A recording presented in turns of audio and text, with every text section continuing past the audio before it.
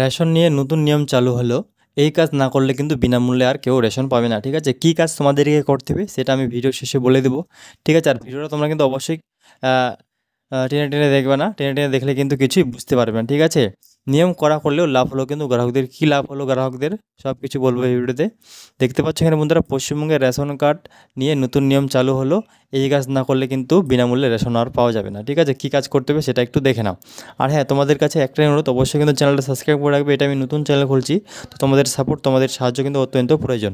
ঠিক আছে বন্ধুরা, দেখতে পাচ্ছ এখানে রেশন কার্ড হলো ভারতের নাগরিকদের জন্য এক অপরিহার্য নথিপত্র। এর উপর ভিত্তি করে বিনামূল্যে প্রায় অপেক্ষিত কম মূল্যে খাদ্য ও নিত্য প্রয়োজনীয় দ্রব্য পেয়ে থাকে সাধারণ মানুষ। ঠিক আছে, সারা দেশের প্রায় কত 80 কোটি জনমহল রেশন কার্ডের মাধ্যমে কিন্তু রেশন তোলে। ঠিক আছে, আমাদের দেশে কিন্তু কত প্রায় কিন্তু 80 কোটি লোক কিন্তু রেশন কার্ডের মাধ্যমে কিন্তু রেশন তোলে। ঠিক আছে, বিশেষত বিশেষত অতিমারির সময় ও তারপর থেকে সরকার বিনামূল্যে রেশন ব্যবস্থা চালু করার এর উপর আরও বিশেষ করে নির্ভরশীল হয়ে পড়েছেন তারা। ঠিক আছে, এমনতো অবস্থায় যদি সেই সমস্ত গরিব মানুষদের সঙ্গে জালিয়াতি করা হয়, তাদেরকে রেশন সামগ্রী নিয়ে ঠকানো হয়, তাহলে সরাসরি তারা কিন্তু ভাতে মরবে। ঠিক আছে, সেই সমস্ত মানুষরা যারা যারা যেসব গরিব মানুষরা এখনও আছে কি রেশনের চাল দিয়ে তারা কিন্তু চলে দিনকাল, তো সেই সমস্ত মানুষদের যদি এখনও ঠকানো হয় তাহলে কিন্তু তারা অবশ্যই ভাতে মরবে। ঠিক আছে, তারপর কি বলছে দেখে নাও।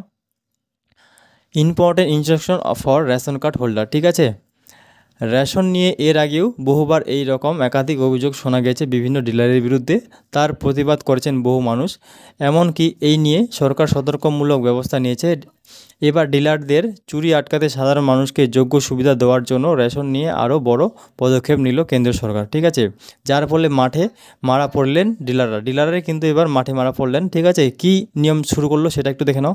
আর গরিব মানুষদের রেশন পাওয়া হয়ে গেল আরও কি সুবিধাজনকভাবে। ঠিক আছে, আরও সুবিধা হবে কিন্তু গরিব মানুষ যারা রয়েছে তারা কিন্তু অনেক সুবিধা পেয়ে গেলো রেশন পাওয়ার জন্য। ঠিক আছে, দেখতে পাচ্ছ এখানে biometric update for every ration card. ঠিক, রেশন ব্যবস্থাকে স্বচ্ছ এবং দুর্নীতিমুক্ত করে তোলার উদ্দেশ্যে এর আগে বহু পদক্ষেপ নিয়েছে কেন্দ্র সরকার। ঠিক আছে, রেশন আধার লিঙ্ক থেকে শুরু করে বায়োমেট্রিক চালু সব কিছুই করা হয়েছে রেশন ব্যবস্থাকে সুরক্ষিত করে সাধারণ মানুষকে প্রাপ্ত সুবিধা পৌঁছে দেওয়ার জন্য। ঠিক আছে, এবার রেশন ডিলারদের জন্য নতুন নিয়ম জারি করলো কেন্দ্র। ঠিক আছে, কী নতুন নিয়মটা জারি করলো সেটা একটু দেখে নাও।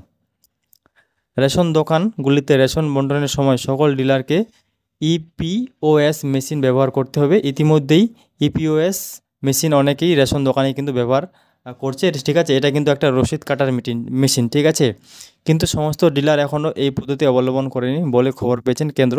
তাই তাদের বিরুদ্ধে নির্দেশিকা জারি করে সতর্কতা জানিয়েছে কেন্দ্র সরকার। ঠিক আছে, তবে শুধু রেশন দোকানেই নয়, ইপিএস মেশিন ব্যবহারও করা হয়। ঠিক আছে, আমি তোমাদেরকে বলে রাখি, ইপিওএস মেশিন একটা ব্যবহার করতে হবে এখন কিন্তু প্রত্যেকটা রেশন দোকানে। ঠিক আছে, এই মেশিনটার কী কাজ করবে, একটা কিন্তু রিসিপ্ট তোমাদেরকে দিবে। তো ওই রিসিপ্টে তোমাদের সমস্ত কিন্তু ডিটেলস থাকবে, কত কিলো চাল পাবে, কত কিলো আটা পাবে, কত কিলো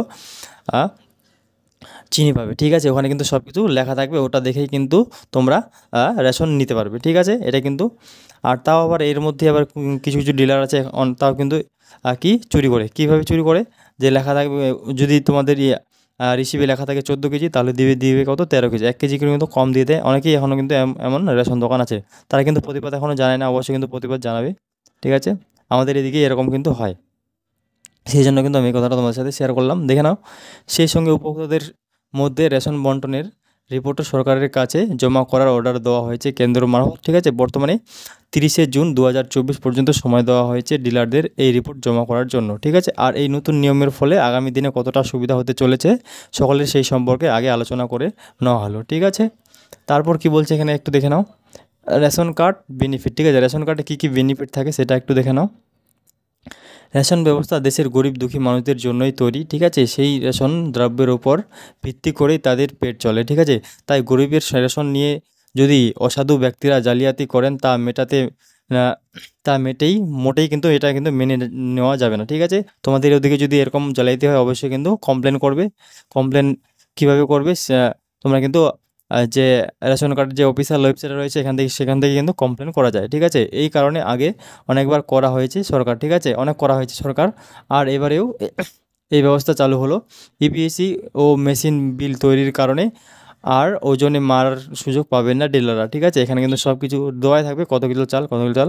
ঠিক আছে, সেই রিসিপের মধ্যে কিন্তু দেওয়া থাকবে, ঠিক আছে। এখনও কিন্তু কিছু কিছু জায়গায় চালু হয়েছে, এখনও কিন্তু কিছু কিছু জায়গায় চালু হয়নি। সেটা কিন্তু তাদেরকে একটা ডেট দিয়েছে, ওই ডেটের মধ্যে কিন্তু এসে চালু করে দিতে হবে, ঠিক আছে। বর্তমানে কিন্তু 23 থেকে 23শে জুন 2024 পর্যন্ত কিন্তু সেটা চালু করতে হবে। না যদি চালু করে তাহলে কিন্তু তার খুবই অনেক দুঃখ আছে সেই রেশন দোকানের মালিকের, ঠিক আছে।